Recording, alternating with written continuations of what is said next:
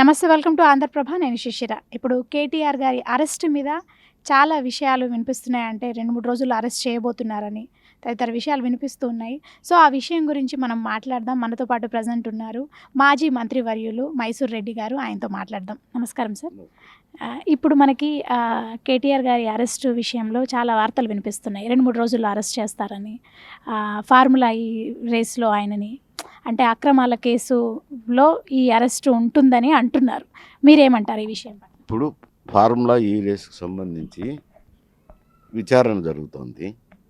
నిన్న బిఎన్ రెడ్డి గారిని, అరవింద్ కుమార్ గారిని విచారించారు. విచారించిన దాంట్లో పత్రికల్లో వచ్చిన సమాచారం బట్టి వారు మాకేం సంబంధం లేదు, పైన ప్రభుత్వం ఏం చెప్పినాయో అవి మేము ఆచరించాము. మేము అరవింద్ కుమార్ గారు అయితే మేము ఈ విషయాలు కొంచెం రూల్స్కు విరుద్ధమవుతాయనేది కూడా దృష్టికి తీసుకొచ్చినాము. దృష్టికి తీసుకొస్తే లేదు, నెక్స్ట్కి వచ్చేది కూడా మన ప్రభుత్వమే, మేము ఉంటాం కదా, దాని గురించి మీరేం పట్టించుకోవాల్సిన అవసరం లేదని చెప్పినారని చెప్పి వారిని విచారించినప్పుడు విచారణలో వచ్చినాయని చెప్పి పత్రికల్లో వచ్చినాయి వార్తలు. లోపల ఏం జరిగిందో నాకు తెలియదు, కానీ పత్రికల్లో వచ్చిన వార్తల ప్రకారము పై నుంచి వచ్చిన ఆదేశాల ప్రకారమే మేము ఫాలో అయినాము. మీరు దృష్టికి తెచ్చినారా అంటే కూడా తెచ్చినామని కూడా చెప్పినారు. మేమే ఉంటాం కదా, ఏం కాదులే అని అన్నారని. ఇప్పుడు వీళ్ళిద్దరి విచారణ అయిపోయినాక ఆయన మొన్న విచారించాలని పిలిపించినారు.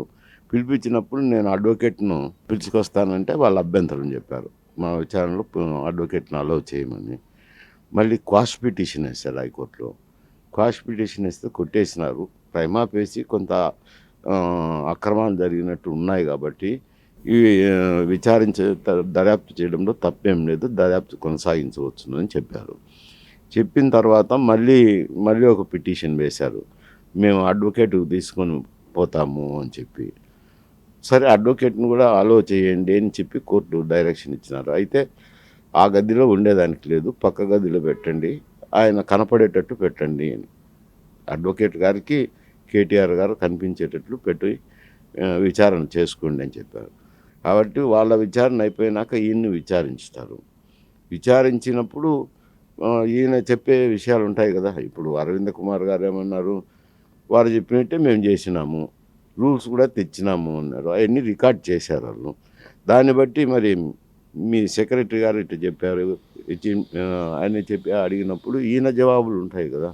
మరి ఈయన చెప్పే సమస్యలను బట్టి, ఈయన చెప్పే విషయాలను బట్టి ఆయన ఏమంటారంటే ఏం అవినీతి ఏం జరగలేదు, మేము డబ్బు ట్రాన్స్ఫర్ చేసినాం కదా అని. అంటే ఆడ కొన్ని సమస్యలు ఉన్నాయి. ఏమున్నాయి అని అంటే, ఒకటి విదేశీ మారక ద్రవ్యంలో ట్రాన్స్ఫర్ చేసినారు వాళ్ళకి డబ్బు. ఆ డబ్బు విదేశీ మారకం చేసినప్పుడు reserve bank of India permission తీసుకోవాలా, అది తీసుకోలేదు. ఒకటి, క్యాబినెట్ ఆమోద ముద్ర లేదనేది, ఆయన స్వయంగా నిర్ణయం తీసుకున్నాడు అనేది. ఈ తర్వాత ఈ పేమెంట్లు ఎక్కడికి వెళ్ళినాయి, 50 కోట్లు పంపించారు కదా, 50 కోట్లు ఎక్కడికి వెళ్ళినాయని. తర్వాత గ్రీన్కో ఎనర్జీ వాళ్ళు ఇందులో భాగస్తులైనారని, వాళ్ళు బాండ్లు కొన్నారు. ఏది బీఆర్ఎస్ యొక్క బాండ్లు కొనడం తప్పు లేదు, బాండ్లు పెట్టుబడులు పెట్టినాక కొద్ది కాలానికి ఈ అగ్రిమెంట్ అయ్యింది అని చెప్పి.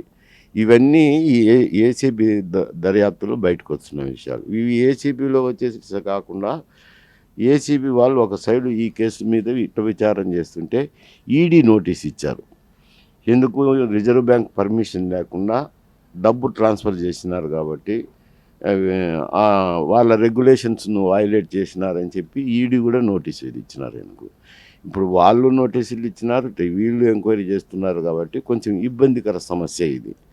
ఈ విచారణలో పంపించింది అయితే ఆధారపూర్వకంగా ఉంది, వైలేట్ చేసింది కూడా పూర్తిగా ఉంది కదా. క్యాబినెట్ ఆమోదం లేదు, అది ఇప్పుడు రాదు, దొరకదు. తర్వాత రిజర్వ్ బ్యాంక్ ఆఫ్ ఇండియా పర్మిషన్లు తీసుకోలేదు, అది వైలేషన్ వస్తుంది. ఇవన్నీ కొన్ని వైలేషన్స్ బహిరంగ కనపడుతున్నాయి. సరే, ఈ బహిరంగ కనపడే వైలేషన్సే కాకుండా ఆ ఎండుకు పోయిన డబ్బు ఎక్కడికి వెళ్ళింది అనేది అది కూడా దర్యాప్తులో భాగంగా ఉంది. ఇవన్నీ తేలినప్పుడు అరెస్ట్ తప్పదు కదా. ఇప్పుడు కేటీఆర్ గారు ఎలాంటి అక్రమాలు చేయలేదని, అంటే కావాలనే కాంగ్రెస్ ప్రభుత్వం అంటే సీఎం రేవంత్ రెడ్డి గారు ఆయన మీద కక్ష కట్టే ఇలా ఆయనని అరెస్ట్ చేయించాలని ఇలా చేస్తున్నారని అంటున్నారు. దానిపైన మీరేమంటారు? ఇప్పుడు అక్కడ వయలేషన్స్ అన్నిటి కనపడుతున్నాయి కదా. ఒకటి రిజర్వ్ బ్యాంక్ పర్మిషన్ తీసుకోలే విదేశీ మార్గదర్శనంలో ట్రాన్స్ఫర్ చేసేటప్పుడు. తర్వాత ఒప్పందం కాకముందే 50 కోట్లు ట్రాన్స్ఫర్ చేసినట్టు అయ్యా ఆధారపూరితాలుగా ఉన్నాయి. ఆ ఆధారపూరితాలుగా ఉన్నప్పుడు కేసు తప్పకుండా ఇన్వెస్టిగేషన్ ఆర్డర్ చేస్తారు, ఇన్వెస్టిగేషన్ జరుగుతుంది. ఇంకా కొంచెం లింకులన్నీ ఇప్పుడు ఇద్దరిని విచారిస్తే ఇద్దరు కూడా మాకు తెలియదు, పైనుంచి చెప్తేనే మేము చేసినామన్నారు. అంటే పైనుంచి అంటే ఎవరు? కేటీఆరే కదా. ఇంకా మరి అవన్నీ లింకులు వచ్చినప్పుడు కక్షపూరితమైన ఎట్లంటాడు? వయలేషన్ చేసింది అయితే కరెక్టే కదా, అది ఎండ్ రిజల్ట్కి ఎక్కడ పోయింది అనేది తేలితే కదా నీకు వచ్చిందా లేదా, అందులో అవినీతికి పాల్పడినారా లేదా అని. గ్రీన్కో వాళ్ళు బాండ్లు కొన్నారన్నారు. బాండ్లు ఏం ఊరికనే కొనరు కదా ఎవరు. ఏ పార్టీ బాండ్లు కొన్నా ఏదో ఒకటి ఆశించే కొంటారు కదా బాండ్లు. పెట్టుబడిదారులు ఎవరైనా కానీ బాండ్లు కొన్నారు. బాండ్లు కొనింది అయితే కనుక బయటకు వచ్చింది కదా. ఇన్ని రుజువులతో ఉన్నప్పుడు కేసు అది విచారణ జరగకుండా ఎట్టుంటుంది? కక్షపూరితమనే దానికి అవకాశమే లేదు. విచారణ జరుగుతుంది. విచారణలో దోషులను తేలితే తప్పకుండా అరెస్ట్ చేస్తారు. కాంగ్రెస్ ప్రభుత్వము చేసిన హామీలన్నీ అంటే ప్రజలు అడుగుతున్నారని చెప్పి వాళ్ళని డైవర్ట్ చేయడానికే ఈ అరెస్టు అనేది చేస్తున్నారు అని అంటున్నారు. దీనిపై మీరేమంటారు? అది బీఆర్ఎస్ వాళ్ళ ఆరోపణ. ఏది? హామీలు నెరవేర్చకుండా హామీల నుంచి ప్రజల దృష్టి మరల్చడానికే ఇది చేస్తుంది. ఇది ఈ కేసు ఇదే. అవే హామీలు చెప్పింది వాస్తవము. వాళ్ళు ఎందుకు అని అంటే ఆదాయం అనేది ఉంటుంది ప్రభుత్వానికి. ఆదాయం చూసుకున్నప్పుడు వీళ్ళు 6 లక్షలు 7 లక్షల కోట్ల రూపాయలు అప్పులు చేశారు. అంటే బడ్జెట్లో చూపించిన అప్పులు కాకుండా కార్పొరేషన్ల ద్వారా తీసుకునేవి కూడా అప్పులన్నీ ఉన్నాయి. వాటికి కంతులు కట్టడం అయితేనేమి, వడ్డీలు కట్టడం అయితేనేమి దాదాపు 44,000 కోట్ల రూపాయలు పోతుంది. 40 అంటే సంవత్సరంలో వచ్చే ఆదాయం 1,10,000 కోట్లే కదా.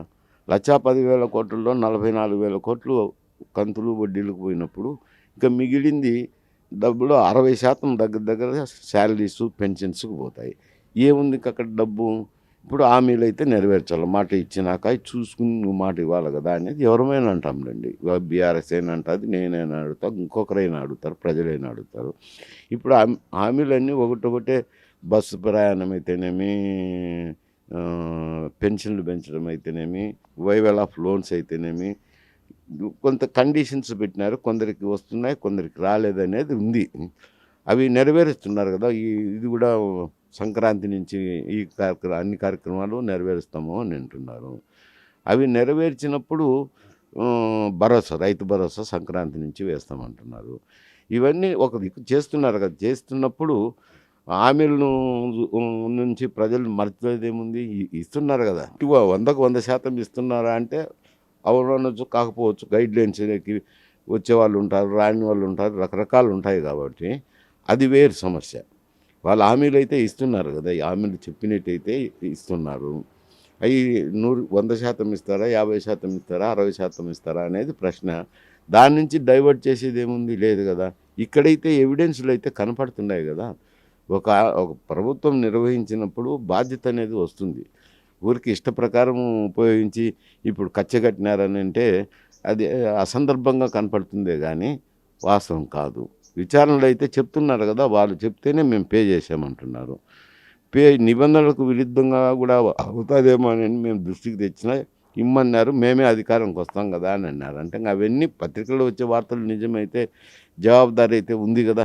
తప్పకుండా విచారణ జరుగుతుంది. అది వేరు, ఇది వేరు. కేవలం కేసు నుంచి తప్పించుకునే దానికి బీఆర్ఎస్ వాళ్ళు చెప్తున్న వాదనే కానీ అంతకంటే వేరే కనపడదు. కేసులో నిజం ఉంది అంటారు. ఉన్నాయి కదా. ఇప్పుడు ఏదైతే reserve bank of India permission లేకుండా మనీ ట్రాన్స్ఫర్ చేయడం అనేది వయలేషనే కదా, పెరా వయలేషన్స్. తర్వాత ఒప్పందం కాకుండానే 50 కోట్లు ఇవ్వడం అనేది, అందులో గ్రీన్కో వాళ్ళు బాండ్లు కొన్నారు. కొన్న తర్వాత ఈ ఫార్ములా ఈ రేస్కు ఆమోద ముద్ర వచ్చిందనేది ఇవన్నీ కొన్ని ఉన్నాయి కదా. కొన్ని రుజువులు అయితే ఉన్నాయి కదా. పూర్తిగా లేవు, నిరాధారమైన మీద కేసు పెట్టినారని ఎవరు అనేదానికి లేదు అంటారు. ఇప్పుడు కాంగ్రెస్ ప్రభుత్వం వచ్చి సంవత్సరం దాటింది. అయితే ప్రజలు ఎవరు సంతృప్తిగా లేరు, ఇచ్చిన హామీలు ఏమీ నెరవేర్చలేదు అని అంటున్నారు. మీరేమంటారు కాంగ్రెస్ పాలనపై? అంటే అవి అయితే ఉంది. ఎందుకంటే వాళ్ళు రెవెన్యూ చూసుకొని హామీలు ఇచ్చారు.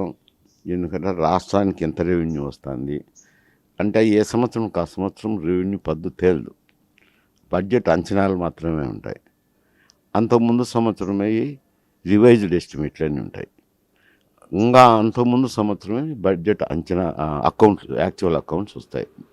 ఏ బడ్జెట్లో ఈ సంవత్సరం బడ్జెట్ ఇస్తే ఒక సంవత్సరం రివైజ్డ్ ఎస్టిమేట్లు, యాక్చువల్ అకౌంట్స్ 2 సంవత్సరాల కిందకి వస్తుంటాయి. అట్లా మరి రెవెన్యూ చూసేవాళ్ళు చాలామంది తక్కువ ఉన్నారు. మా రాజకీయ నాయకుల్లో కూడా బయట సలహాలు చెప్పేవాళ్ళు కానీ రెవెన్యూ ఇది ఇంత ఖర్చు అవుతుంది, ఇంత జీతభత్యాలని చెప్పేవాళ్ళు చాలామంది తక్కువ ఉన్నారు. వాళ్ళు మేనిఫెస్టో రాసుకుంటున్నప్పుడు ప్రజలు ఏమనుకుంటున్నారని చూసుకుంటున్నారు. అందులో ఇప్పుడు ఎక్కువ భాగము అన్ని పార్టీలు కూడా ఏదో ఒక సంస్థను అడ్వైజర్స్గా పెట్టుకుంటున్నారు. ఎన్నికల స్ట్రాటజిస్ట్గా కనువల ఏదో అతన్ని పెట్టుకొని పీకే ఉండే ఇంత ముందు ఇట్లా రకరకాల వ్యక్తులు వచ్చి ఉన్నారు. వాళ్ళు ప్రజలు ఏమనుకుంటున్నారు, ఏం కావాలని కోరుకుంటున్నారని వాళ్ళతో సర్వే చేయిస్తారు. సర్వే చేయించినాక అవి కోడ్రీకరించుతారు. కోడ్రీకరించి ఈ హామీలు ఇస్తే బాగుంటుంది అని చెప్తారు పార్టీకి. సరే వీళ్ళు కూడా రెవెన్యూ చూసుకోకుండా, ఎందుకంటే ఆ పథకం ఇంప్లిమెంటేషన్లోకి వచ్చేసరికి ఎంత ఖర్చు అవుతుంది, ఎంతమంది బెనిఫిషరీ ఉంటారని అంచనాలు ఉండవు కదా, అవి హామీలు ఇచ్చారు.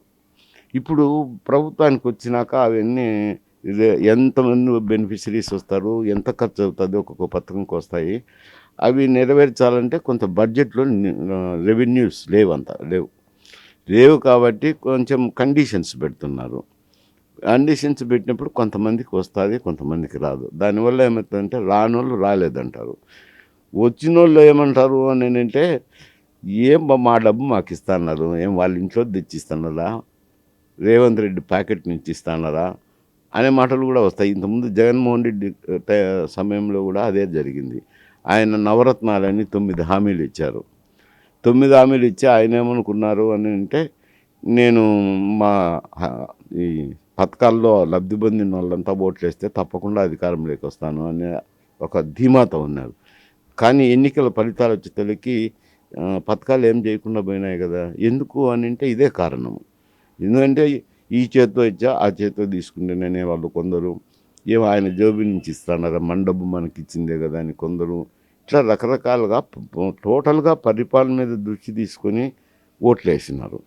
ఇక్కడ కూడా అంతే. హామీలు అంటే కనుక హామీలు రెవెన్యూస్ చూసుకోకుండా చెప్తారు, ఇటువంటి సమస్యలు ఉత్పన్నం అవుతుంటాయి.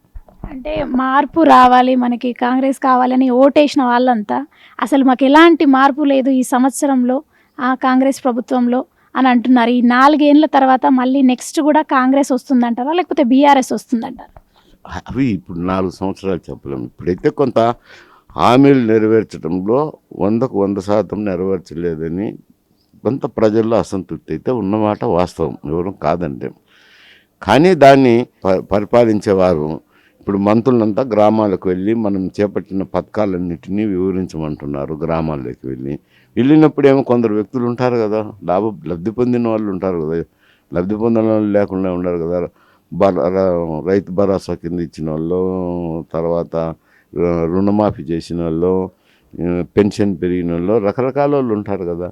వాళ్ళందరి దగ్గరికి వెళ్ళి చెప్పినప్పుడు వాళ్ళ రియాక్షన్స్ ఏంటంటే, మా ఆర్థిక పరిస్థితి ఉంది, వీటికి ఇచ్చినామన్నప్పుడు రియలైజ్ అవుతారో రియలైజ్ కారో అది వేరు సమస్య అంటాం. అది 4 సంవత్సరాల తర్వాత విషయం. అంటే ఒక 6 మాసాలు సంవత్సరం ముందరైతే చెప్పగలం, కానీ ఇప్పటి నుంచే చెప్పాలంటే కష్టం. కొంతమేర అందరికీ అందలేదనే అసంతృప్తి అయితే ఉందనేది వాస్తవం. అంటే మీరేమనుకుంటున్నారు, కాంగ్రెస్ ప్రభుత్వం పాలన ఎట్లా ఉందనుకుంటున్నారు? నేను అనుకునేది ఏముంది, ఉన్నది ప్రజల్లో ఉన్నది చెప్పాను నేను. ఓకే, థ్యాంక్ యూ అండి.